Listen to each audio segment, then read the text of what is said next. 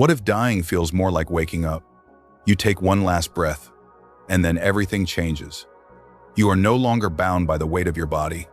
Pain, fear, and time itself seem to dissolve in an instant. But what happens next? Do you see darkness or light? Are you alone or surrounded by something greater than you've ever known? In the next few moments, we will walk step by step through the first 5 minutes after death. You will see what Scripture reveals, what near-death testimonies echo, and what eternity might hold for you. This is a journey that begins with your last heartbeat but leads to a place of unimaginable beauty and love. But where does it start? You take your final breath, and then you realize you are still aware. You are fully conscious, but your body is now behind you. Your senses feel sharper, clearer, more alive than ever before. And yet, you are no longer tethered to the physical world. What you see, hear, and feel next will define your first moments in eternity. But this is just the beginning of the mystery. Stay with me until the end, because the last revelation may change how you live the rest of your life. Subscribe to Secrets of Heaven for deeper revelations. Tap the bell so you never miss a single moment of hope. Like this video if you want more faith-building clarity about eternity. Now, let us continue. You are no longer in the realm of the living. The body you once called home lies still and silent, but you are more alive than ever. At first, there may be confusion. Where am I? What is happening? But then, a peace unlike anything you have ever known begins to wash over you. This is not the end. It feels like the beginning of something far greater. Your awareness expands, and suddenly, everything seems clearer, brighter, more vivid. It is as if you are seeing the world for the first time. But then, you notice something else. The boundaries of time and space no longer hold you.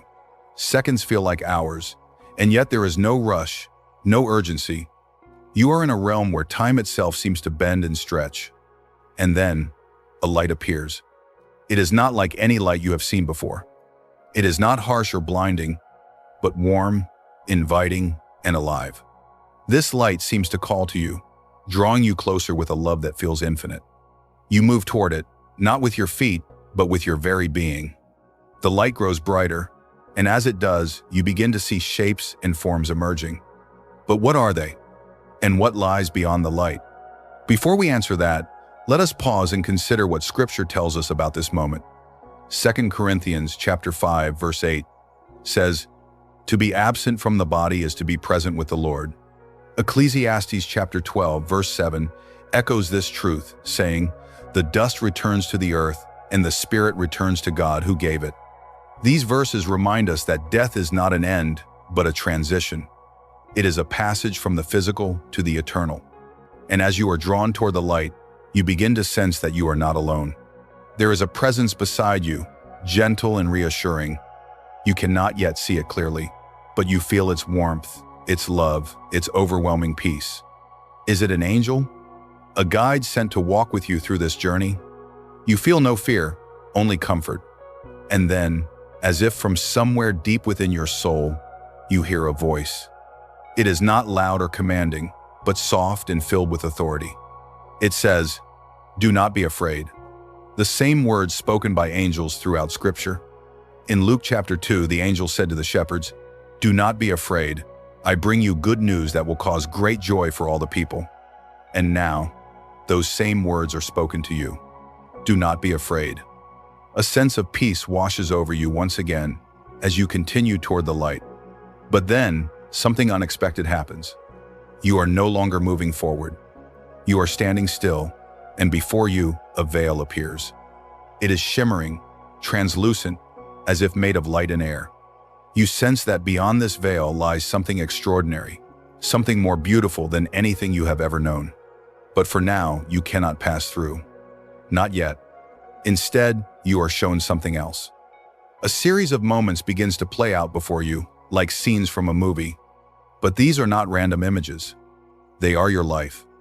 Every choice, every action, every word you have spoken is laid out before you. It is not a judgment, but a review. You see the moments of kindness, of love, of sacrifice. But you also see the moments of pain, of regret, of selfishness. Each scene is vivid, detailed, and deeply personal. This is the life review, a phenomenon described in countless near-death experiences and hinted at in Scripture. In Luke chapter 16, verses 19 to 31, Jesus tells the parable of the rich man and Lazarus. The rich man, upon entering the afterlife, remembers his life with perfect clarity. He recalls his choices, his missed opportunities, and the consequences of his actions. And now, you are experiencing something similar. But this review is not meant to condemn you. It is meant to reveal the truth of your life, to help you understand the impact of every moment, every decision. As the review continues, you begin to notice something extraordinary.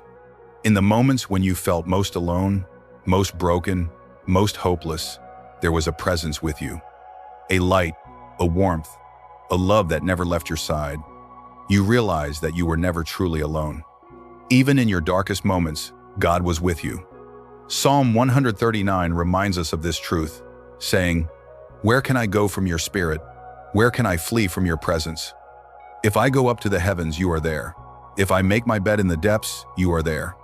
And now, as you stand in the presence of this divine light, you understand the depth of God's love for you.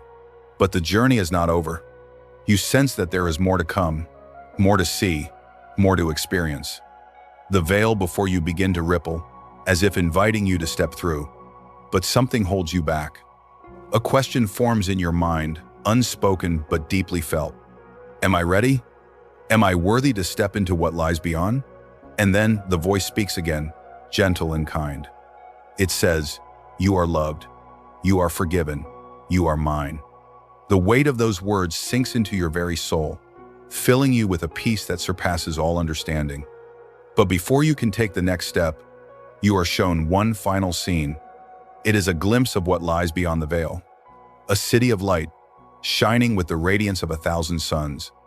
Its streets are made of gold, its gates of pearl, and its walls adorned with precious stones.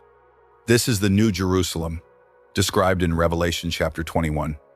A place where there is no more death, no more sorrow, no more pain. A place where God Himself will wipe every tear from your eyes. You long to enter, to walk those streets, to feel the warmth of God's presence surrounding you. But then, something changes. You feel a pull, a tug, as if something is calling you back. Not away from the light, but back to the world you left behind. It is not yet your time. The voice says, "Go back, there is more for you to do." Reluctantly, you turn away from the veil, from the light, from the city of gold. You begin to descend, moving away from the brilliance and back toward the physical world. But you are not the same. You carry with you the memory of what you have seen, the love you have felt, the peace you have experienced. And as you open your eyes, back in your body, back in the world of the living, you realize something profound. Life is a gift. Every moment, every breath, every choice matters. What you do here, in this life, echoes into eternity. You have been given a second chance, a glimpse of what lies beyond, and now it is up to you to live with purpose, with love, with faith. If you are still with me, type "ready" in the comments. What would you ask an angel? Tell me one word you felt during this moment. And remember, in the next chapter, we cross beyond the border and walk the city of light. We listen to the songs of heaven and see the face of God. Stay tuned for what comes next.